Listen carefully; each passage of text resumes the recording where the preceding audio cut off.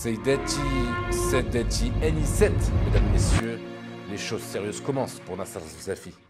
Incarcéré lundi soir au Kasha Palace, bien je t'ai entendu, il n'y a pas vraiment de suite royale au Kasha Palace, en tout cas officiellement, hein. Donc ceci étant dit pour servir ce que te droit, qu'importe selon tel quel point aimant, le quadragénaire est bien parti pour se prendre perpète en total cumulé hors taxe d'habitation, vu les chefs d'inculpation gravissimes que la justice est en train de lui mettre sur le dos. Petit florilège, je cite.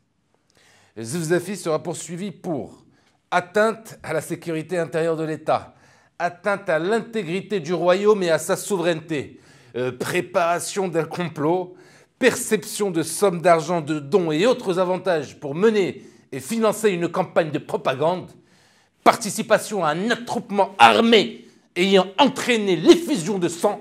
On n'a pas encore reçu les images de l'effusion de sang, la régie. Mazel, tu me tiens au courant, s'il te plaît. Il y a aussi l'entrave préméditée, mesdames, messieurs, préméditée d'un culte entraînant l'incitation à la révolte armée ainsi que d'autres crimes passibles de sanctions pénales. Et enfin, ah oui, tu as raison, atteinte de best and not de l'Est, atteinte à la sécurité intérieure en menant une attaque ayant pour but la dévastation, le massacre et le pillage dans plusieurs régions du royaume. Excusez-moi, c'est nerveux. Ce dernier chef d'inculpation a rendu fou de rage mon idole, toute catégorie confondue, made in Morocco, maître Mohamed Ziyen, un des 600 avocats de la défense de Nasser Zouzafi. Magneto Bahmid. احزاب ديال الاغلبيه بما فيهم الحزب العداله والتنميه ديال عبد الله بن كيران اللي استقبل با ديال زفزافي ومو ديال زفزافي حتى هما من العناصر اللي قالوا كذبوا على سيدنا، كذبوا على المغاربه وقالوا بان ريافا انفصاليا وخونه. انا ريفي، انا ماشي الانفصالي، انا ماشي خائن، وما نسمح حتى شي واحد يشك في مغربيتي. الشفاره خصو يتحبسوا. Maître Ziyen, visiblement, fait toujours Ramadan, malgré son âge avancé. Mramdan al-Doula, ou l'yakdbou ala Sidna. Allah yazidk sahiha, ba Maître Mohamed Ziyen. Bien la régie. Est-ce qu'on peut avoir, alors, s'il te plaît, l'ambiance d'El Husseima hier soir? Y avait-il un attroupement armé ayant entraîné l'effusion de sang, voire du pillage, et pas qu'à l'étalage?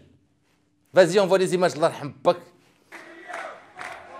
Ah, ça a l'air beaucoup plus calme que d'habitude, hein. Zéro casse visiblement, zéro pillage, aucun cadavre, aucune sirène, aucune alerte générale. À ce rythme, les vacances d'été à Kabikabo en skino seront assurées, hein, ce qui n'est pas vraiment une bonne nouvelle. On aurait tellement voulu louer une villa avec piscine, jardin et vue sur 200 000 hectares de mer Méditerranée, hein, pour un mois à 300 dirhams par jour. Ça risque de capoter si les gens de Husseima sont aussi pacifistes que dans cette vidéo. Reprenez-vous, Hachem Husseimi. Si vous ne faites pas pour vous, faites-le pour nous.